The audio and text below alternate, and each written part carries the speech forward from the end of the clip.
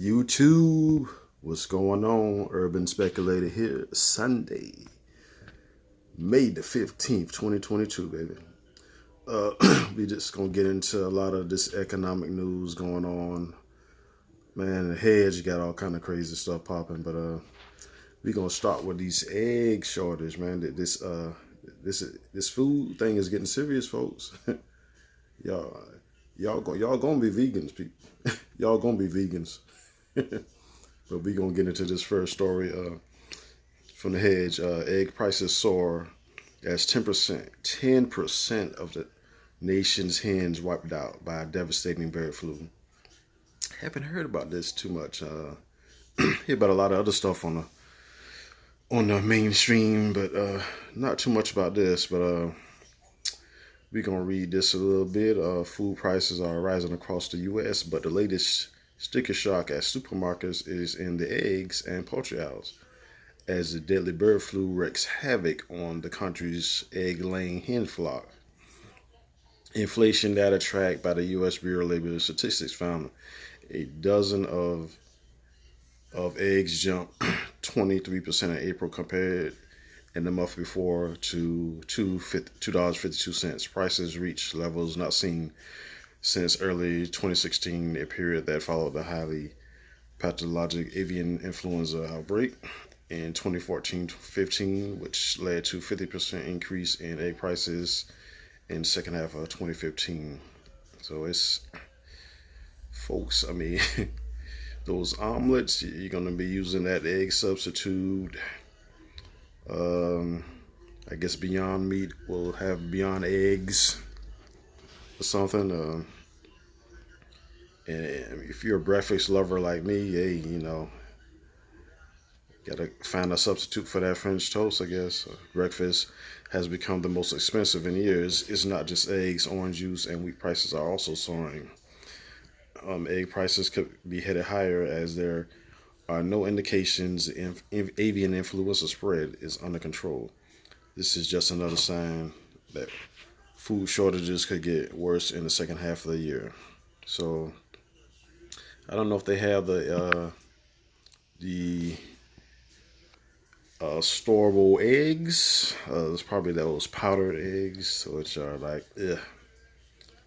But it's just crazy. It's crazy, folks. And we're going to get into Governor Gruesome Newsom of California. He proposes his $18 billion dollar relief package to offset inflation. As inflation increases, Governor Gavin Newsom proposed an $18.1 billion inflation relief package May 12th that includes direct payments to state residents. So it's going to get we're going to get on that European model that UBI is, as California goes, so does the rest of the country. That's the saying. But so it's going to start with Cali, then Illinois, New York probably will follow, then everybody else will follow that. But let me finish reading. The inflation relief package will help offset the higher costs that Californians are facing right now and provide support to those still recovering from the pandemic, Newsom said in a statement. The following is included in the package according to the news release: 11.5 billion in tax refunds, including $400 checks to every registered vehicle owner in the state, capped at 2 checks per individual. And I guess this will help with the soaring gas prices in Cali. I mean, they're paying $6, probably 7 in some spots. Like, I mean, it's high here in Georgia where I'm at. So Cali is like no man's land with those prices. 2.7 billion for an emergency rental assistance for low-income residents who sought state rental assistance prior to March 31st. And I mean, I just don't, and I get it, the low-income residents, I mean, they wouldn't be able to move or anything, but I mean, anybody with the ability, I think, is moving, is leaving Cali. Like, it's nice to visit and everything, but in the later years, I mean, with the rising homeless issues and San Francisco and oh my gosh, it's I don't see how those folks are gonna make it, man. It's crazy. The state, I mean, they're gonna lose a lot of tax revenue, so they're gonna be raising taxes even more on the people that are left. 1.4 billion to assist residents with past due utility bills, including 1.2 billion dedicated to electric bills and 200 million to water bills. It's a drought, so they're going to be rationing. They're rationing water now, I think, and I know as it gets hotter during the summer months, they're going to continue to do that. So, man, it's crazy, man.